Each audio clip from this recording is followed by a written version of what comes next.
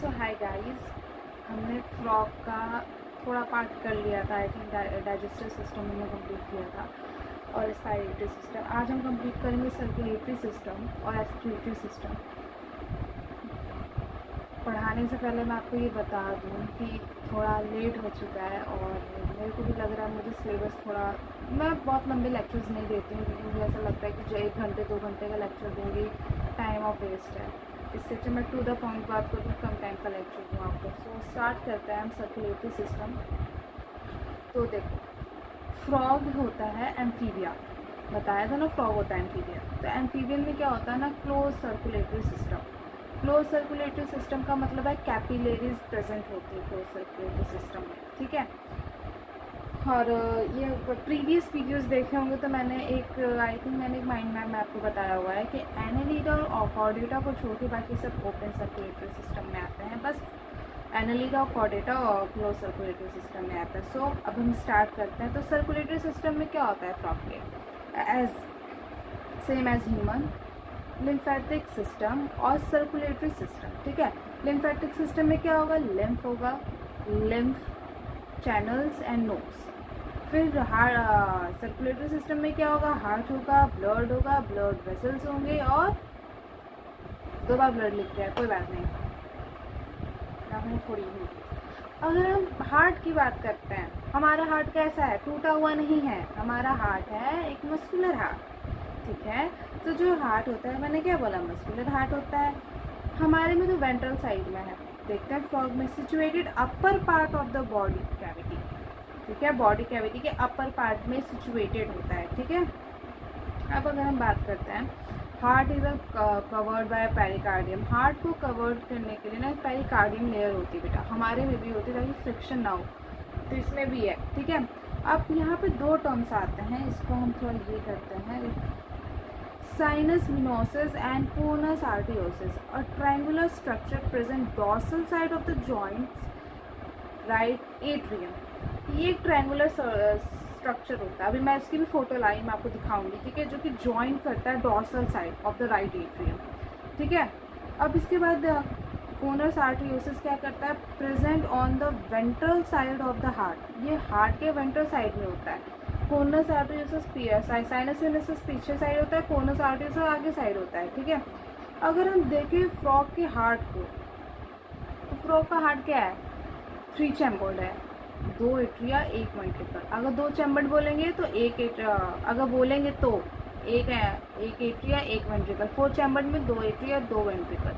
अभी मैंने किसकी बात की, फ्रॉग 3 चैम्बर्ड होता है, मतलब 2 एट्रिया 1 वेंट्रिकल, ठीक है। अगर हम ब्लड का फ्लो देखें फ्रॉग में, तो क्या होता है ना, आप देखो डीऑक्सीजनेटेड ब्लड, साइनोसिनोसिस कहाँ आ रहा है, आप देखो डीऑक्सीजनेटेड ब्लड जाता है वेना केवा में, वेना केवा साइनस विनोसिस के थ्रू राइट एट्रियम में जाता है डॉर्सल साइड। मैंने यहाँ पे डॉर्सल साइड इसलिए लिखा ताकि आपको साइनस विनोसिस याद रहे, ठीक है। आई थिंक मुझे चटकार कलर लेना चाहिए, आई थिंक रेड चटकार कलर, ठीक है। अगर हम ऑक्सीजनेटेड ब्लड की बात करें तो वेंट्रिकल से जाएगा कोनस आर्टरियोसिस में, फिर कोनस आर्टरियोसिस से लेफ्ट एट्रियम में।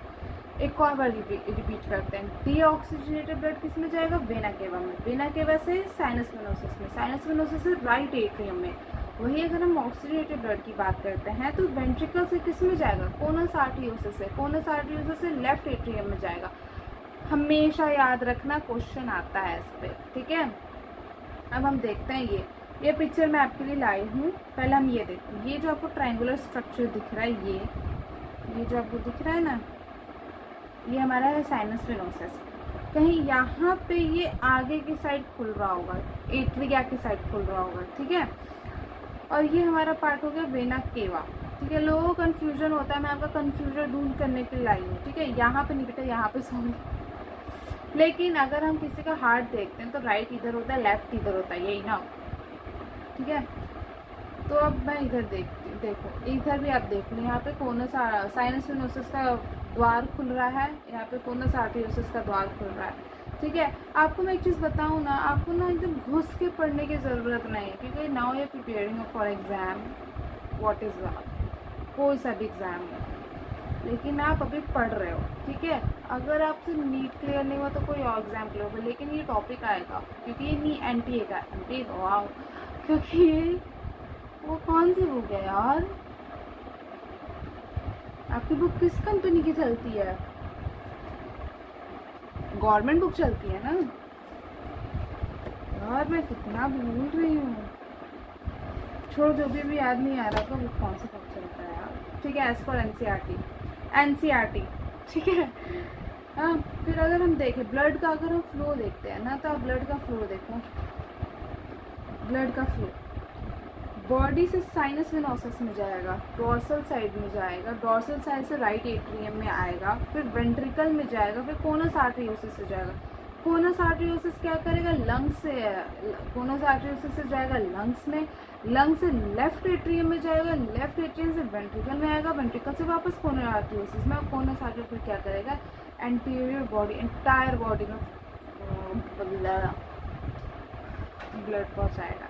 ठीक है, एक और बार रिवाइज करते हैं हम। बॉडी से साइनस वेनोसस, साइनस वेनोसस से राइट एट्रियम, राइट एट्रियम से वेंट्रिकल, फिर वेंट्रिकल से कोनस आर्टरियोसिस, अगर कोनस आर्टरियोसिस से फिर स्किन लंग्स में जाएगा, लंग्स से life atrium, right atrium, left atrium में जाएगा, लेफ्ट एट्रियम से वेंट्रिकल में जाएगा, और वेंट्रिकल से कोनस आर्टरियोसिस से पूरे बॉडी में इंटायरली फैल जाएगा, मतलब इंटायर बॉडी में फैल जाएगा। ठीक है, अब हम देखते हैं पोर्टल सिस्टम।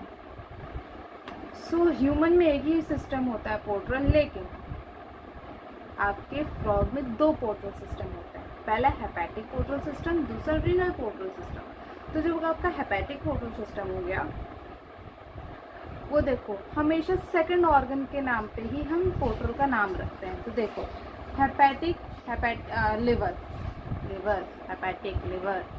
ठीक है, फिर रीनल, किडनी है, सबके पास है किडनी। ठीक है, डाइजेस्टिव ऑर्गन्स, यहाँ आपके एनसीईआरटी में इंटेस्टाइन लिखा हुआ था, तो डाइजेस्टिव ऑर्गन इंटेस्टाइन से एक हेपेटिक पोर्टल वेन निकलती है जो कि लिवर पे जाती है। ठीक है, लिवर तक जाती है, इसे हम हेपेटिक पोर्टल सिस्टम कहते हैं। अभी मैं बताऊंगी हम इसे क्यों यूज़ करते हैं। ठीक है, रीनल पोर्टल सिस्टम में लोअर बॉडी पार्ट्स, मतलब कि आपके पैर यहाँ पे आए ना, कमर, पैर, ये सब लोअर बॉडी पार्ट्स। ठीक है, से रीनल पोर्टल वेन के थ्रू किडनी में जाते हैं। क्या? रीनल पोर्टल वेन के थ्रू किडनी में जाएंगे। ओके, अब पहले मैंने ये आपको बता दिया, मैं आपको थोड़ा समझाती हूँ पोर्टल सिस्टम क्या होता है। जब ब्लड एक कैपिलरी नेटवर्क से दूसरे कैपिलरी नेटवर्क में जाता है और हार्ट से गुजरे बिना जाता है, समझ रहे हो? जब ब्लड एक कैपिलरी नेटवर्क से दूसरे कैपिलरी नेटवर्क में हार्ट से बिना गुजरे जाता है, उसे हम पोर्टल सिस्टम कहते हैं। ज़रूरत क्या है इसकी, देखते हैं। पोर्टल सिस्टम की ज़रूरत इसलिए पड़ती है कि ब्लड को सीधे किसी खास ऑर्गन तक पहुंचाया जा सके जहां उसे प्रोसेसिंग या फिल्टरेशन हो। मतलब कुछ, हम देखो बेटा, हम डाइजेस्टिव से क्यों लिवर के पास पहले भेज रहे हैं, फिर हार्ट के पास हम क्यों भेज रहे हैं? ताकि डाइजेस्टिव में जितने न्यूट्रिएंट्स है वो पहले लिवर एब्जॉर्ब करे, उसके बाद भेजे। सेम हम क्यों उसको लोअर बॉडी पार्ट से ले रहे हैं? लोअर बॉडी पार्ट्स पहले किडनी के पास आए, जितना भी एक्सक्रीटरी है, जो भी इसका फिल्ट्रेशन का काम है वो पूरा, फिर ये हार्ट में जाए। I think you know that. अब आप समझ रहे हो इस पोर्टल सिस्टम का क्या काम होता है। ज़्यादा टाइम नहीं वेस्ट करेंगे, 9 मिनट पहले हो चुके हैं। ठीक है, आई थिंक आप समझ चुके होंगे मैं क्या कहना चाह रही हूँ। ठीक है, अब हम देखते हैं ब्लड ऑफ फ्रॉग। अगर हम फ्रॉग की ब्लड की बात करें तो लिक्विड कनेक्टिव टिश्यू होगा। क्या? Liquid connective tissue. ब्लड के दो पार्ट्स होंगे, प्लाज्मा और ब्लड सेल्स। तो ब्लड सेल्स में क्या आएंगे? RBC, WBC, platelet, same as human. बस इसका आरबीसी में क्या होता है? न्यूक्लिएटेड न्यूक्लियस होता है, ह्यूमन के आरबीसी में न्यूक्लियस नहीं होता है। प्लाज्मा की बात करेंगे, स्ट्रॉ लिक्विड होगा, इसमें वाटर, प्रोटीन, सॉल्ट, न्यूट्रिएंट्स। ये कहाँ चली गई मैं? रुको, लिक्विड, इसमें water, protein, salts, nutrients, hormones, waste of products होते हैं। ठीक है, प्लाज्मा में ये एज ह्यूमन, सेम है ह्यूमन की तरह। ठीक है, न्यूट्रिएंट्स और हार्मोन्स का ट्रांसपोर्ट करना, ये काम होता है प्लाज्मा का। लेंथ हम बुक से पढ़ाएंगे क्योंकि मात्र 3 लाइन का है, हम ज़्यादा नहीं पढ़ेंगे। 3 लाइन का मैं बुक से रीड कराऊंगी। ठीक है, 3 ही लाइन का है बस। अब excretory system consist of a kidney. Excretory system में क्या होगा हम ये पढ़ेंगे, kidney, ureter, cloaca, urinary bladder, यही तीन होते हैं। क्लोएका मैंने बताया था, बहुत सारे चेम्बर ओपन होते हैं क्लोएका में, ठीक है। फ्लो ऑफ यूरिन का क्या होगा, किडनी से क्या जाएगा यूरेटर में, यूरेटर से यूरिनरी ब्लैडर में, फिर क्लोएका में, फिर आउटसाइड द बॉडी। अगर कोई भी चीज़ क्लोएका में पहुंच गई वो आउटसाइड द बॉडी ही पहुंचेगी बाद में, ठीक है। अब देखो किडनी कैसी होती है, red bean shape structure same, ठीक। Each kidney is composed of the several structure and function unit called nephron. इसमें भी नेफ्रॉन होता है, हमारे किडनी में भी नेफ्रॉन है, इसके भी किडनी में नेफ्रॉन है। अपनी बॉडी से आप कनेक्ट करके देखो, फ्रॉग की बॉडी ऑलमोस्ट सेम लगेगी एक्सेप्ट सर्कुलेटरी सिस्टम, ठीक। हाँ एक चीज़ था, act as a urogenital duct, ये मेल में होता है बेटा, ठीक है। मेल में एक्ट करेगा यूरोजेनाइटल डक्ट की तरह, ठीक है, जिसमें यूरिन भी पास हो रहा है, जेनाइटल चीज़ें भी पास हो रही है, यानी स्पर्म्स वगैरह, ओके। अब हम देखते हैं इन फीमेल में क्या होता है, ureters and oviducts open separately in the cloaca. Reproductive जब मैं पढ़ाऊंगी ना आपको, ये चीज़ आपको सब समझ में आएगा, अभी आपको नहीं समझ में आएगा, ठीक। अडल्ट फ्रॉग्स मेनली एक्सक्रीट करेंगे यूरिया, लेकिन टेडपोल क्या करेगा, अमोनिया। इसलिए जो आपका एडल्ट फ्रॉग होता है ये यूरोटैलिक होता है, और जो बेबी फ्रॉग होता है टेडपोल होता है वो अमोनोटैलिक होता है। इसके बाद हमारा रिप्रोडक्टिव सिस्टम आएगा। तो अभी तक मैंने आपको बस इतना ही पढ़ाया है, आप इसको रिवाइज करिएगा, मैं ज़्यादा देर का नहीं वीडियो दे रही हूँ आपको। So please learning, keep learning.